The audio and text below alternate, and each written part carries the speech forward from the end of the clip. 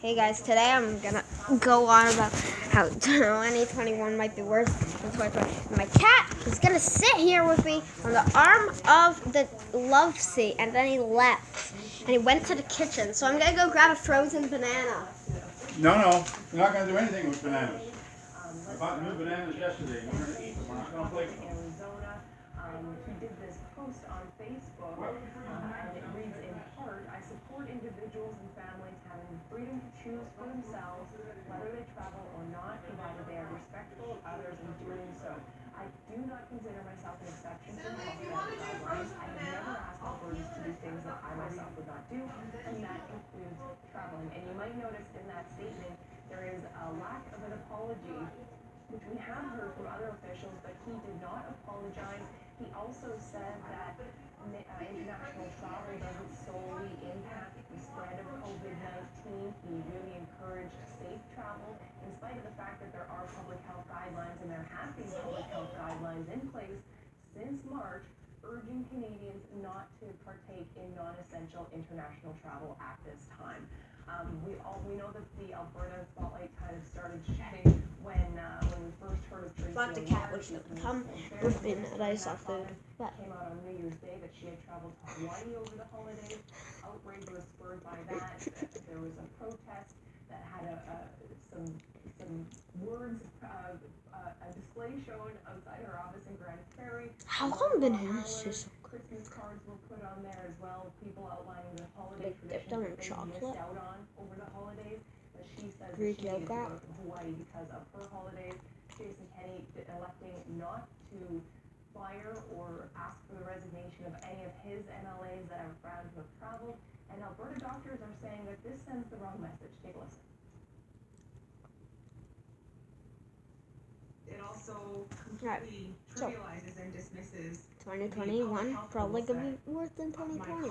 I could already see a big shootout, and our pandemic made that UK virus is bad. It's like 4 cases in Canada since the last time I checked, which was like a week ago. So there might be like 25. Not even the UK virus. That might not be able to be fought with the new vaccine. It sets a terrible example to the rest of Albertans to follow those rules. I could also see a big Peleco fan. Donald Trump won't stand down or something. As the hours and days go on. Absolutely. So you and I will speak again, Megan. Thank you for that. Or Megan Bachelor. Well, let's now go to Halifax, where restaurants and bars are reopening today for indoor dining. They have been closed for the past 5 weeks and restricted to takeout and delivery. And the easing of restrictions, well, they do come as a bit of a surprise to restaurant owners and their staff. Brett Ruskin is outside a restaurant. Still have like 3 more weeks of lockdown or gray zoning. Come back if you guys get it. They're almost to 3,000. We have 3,200 something. Forest restaurant lining the streets here, and it's usually busy on these patios all year long. What is busy now, as you can hear behind me, trucks delivering food and goods. Banana, amazing. Cat, cute. Hotel, Trivago. That we have seen over the last couple of days, at least on social media, is restaurants saying that the government's original plan was to have a decision next week on January 11th as to whether or not restaurants could reopen, what the timeline would look like. But on December 31st, on New Year's Eve, there was a letter sent out basically from the government saying, hey, listen, you can open early, you can open on January 4th, that is today. And so over the weekend, restaurant owners, restaurant managers, bar managers were scrambling to contact staff who had been laid off since at least November to try to put together a staff complement to open a service for the day. And so what we're looking at now is some restaurants that are choosing to open today, some restaurants that aren't choosing to open today, that will just wait until they have a full staff complement. But overall, generally good news for restaurants and bars and folks who visit them as well. Michael, as you say there, Brett, a lot of this is about the numbers, and we have to also point out the fact that there's been no further spike in the number of cases of COVID-19 in the Maritimes recently. So I wonder, has there been talk of reestablishing the so-called Atlantic bubble as you take a look at these numbers? So, COVID-19, we're probably gonna have to lock down these stuck with a bunch of garden cocktails.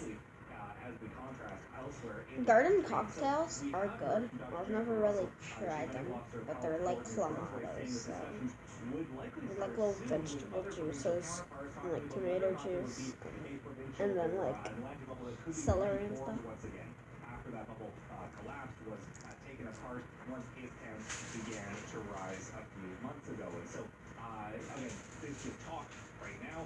No set structure, no set timeline as to when a decision could be made about reestablishing. That could be some like gas leak at a native reserve and poison a bunch of natives.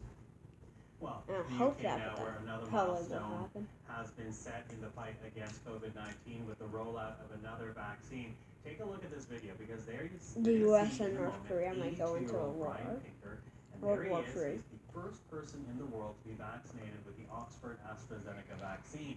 He received his inoculation rather appropriately at the hospital in Oxford, just days after the vaccine received UK government approval.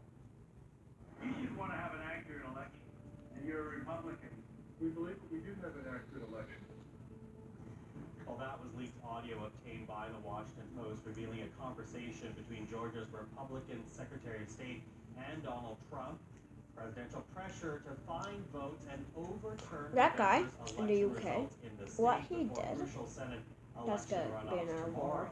We have details of that phone call and the political implications coming up for you right I here. can see that one on from a CBC mile News. away. That's how words start.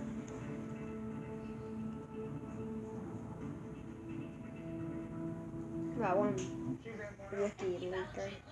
This winter, the Great Canadian Baking Show is back on CBC and CBC Jam. Jam. I meant Jam. Yeah, he's okay. The US might kidnap him. Really? Come on. What? Everybody knows the best rates in Canada are only at True North Mortgage. Plus, no commission mortgage specialists. You can call, chat online, or pop into any of their branches. It's literally a no-brainer. Okay, I hear you. You didn't hear me this morning when I told you not to wear that blouse. Our mom gave us this. Doesn't make it right.